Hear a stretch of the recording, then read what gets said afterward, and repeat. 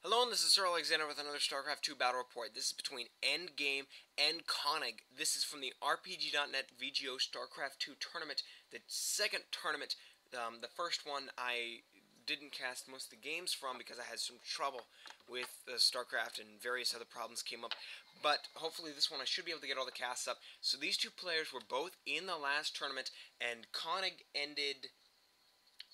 is known as Ratman on the forums, I believe, if I have that right. Let me make sure that I have this correct.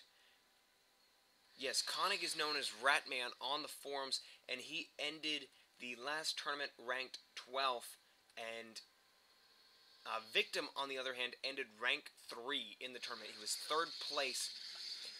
So we will see if Konig can come up against a massively superior foe, because Endgame, known as Victim on the forums, ended rank 3 to his 11th. Unfortunately, they never did meet each other on the battlefield in the StarCraft 1 tournament, so they have not seen each other's playstyles unless they've watched these casts. It's a very good idea to go back and watch the cast of the other person so you know what they're doing.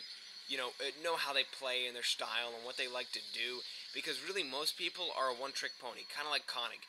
In the last set of 3 between Angel, he won both games, but in both games he did this opening against him, a 2-gate opening, though usually he did in the simulator before those 2 gateways were finished. So it looks like these 2 probes are scouting across the map. No, a probe and a zealot comes out. He does have an impressive wall-in, though, with 4 Marines, so he will be able to hold off that zealot. That zealot's not pushing in. They're just camping out here, scouting out this expansion. Excellent wall off there. That's a good thing by Endgame. I don't see enough RPG.netters wall off. You should really always wall off against a Protoss or against a Zerg. Always against a Zerg. Whether you're Protoss or Terran, you should always wall off against a Protoss or a Zerg. Now, when you're Protoss, you don't necessarily need to wall off. You can just put like a gateway here and a gateway here, so you've got one space where Stalker or Zealot can get out. But you should definitely try and close in this wall in to stop Hellion harass, not Hellion, Zergling harass and all sorts of different stuff. Of course, as the Terran, when playing against a Terran, you shouldn't wall off because those Marines can just shoot you, obviously. Shoot down your wall in. There are 2 medevacs coming out, so we might see some drop action or something. These Zealots looking as if they want to try and push in, but are not going to be able to against that bunker and all those Marines. All those Marines. Look at all those Marines. That's a bunch of Marines. And, of course, we did see a medevac and a Viking come out. This Viking will be able to scout out these expansions. For somehow he got an SCV controlling that watchtower. Now he has stalkers out, so he can actually snipe down this Rax. And when he lowers that supply depot, he can press in and kill those Marines. But I'm not sure that he's going to. It looks like more stalkers coming across the map. But of course, Endgame is controlling this watchtower, so he is going to be able to see all that is coming out, which is not good for Konig. These 2 Hellions are going to come out and probably try and kite those Zealots in. This supply depot goes down. Guys loading up into that Rax. I'm not exactly sure what these Hellions are going to try and do here. Looks like they might start trying working on those rocks. I don't know. We'll see. We will find out. Do they have their upgrade done? No, we have no tech lab on the factory. I'm sorry, I can't talk today. A Marauder is coming out. We do see that Stimpack is being researched. Not a lot happening going down. This Viking is scouting out, so it is a one base on one base. Loading up these Hellions, and looks like he's going to drop them off in his base and do terrible, terrible damage. Oh, wow. This is going to be really lopsided. Endgame has 30 Harvesters to Konig's 19. If Konig doesn't push in right now, it's really going to be GG, because he's going to so outmass him. Especially since he's knocking down these rocks, he's going to expand. Konig is going to be so outmuscled, especially with this medevac. He's going to drop down these Hellions, and looks like Konig is going to lose to this superior foe. All of these guys are dropping down and going to take down all of these probes.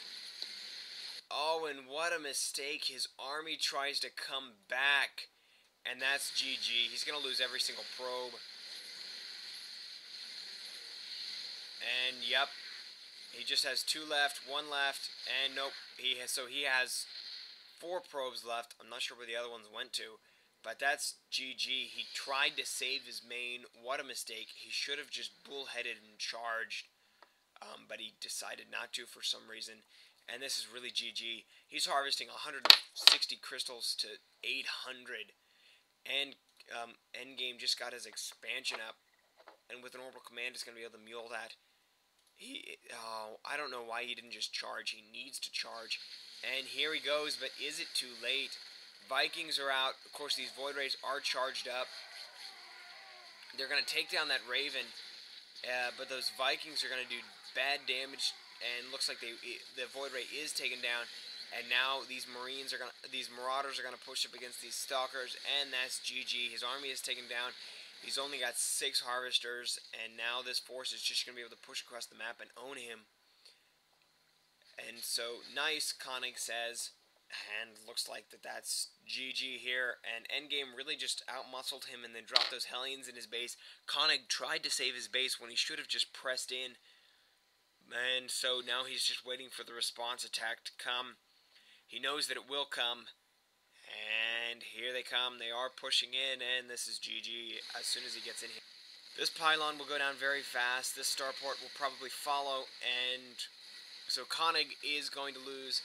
And GG, he says. He will get to pick the next map, though, and we'll see if he can pull it together on the map of his choice in this game between Konig and Endgame. Sorry if I don't sound too excited, but in the first couple brackets, we're going to see a lot of lower-tier players get matched against players really out of their league because it hasn't started seeding out yet, but in the second and third round, we're going to see a lot of better play and more higher tier players. So I hope you'll stick with me through the early games, and we'll see if Konig can pull it together in round 2 of this best of 3 between Konig and Endgame.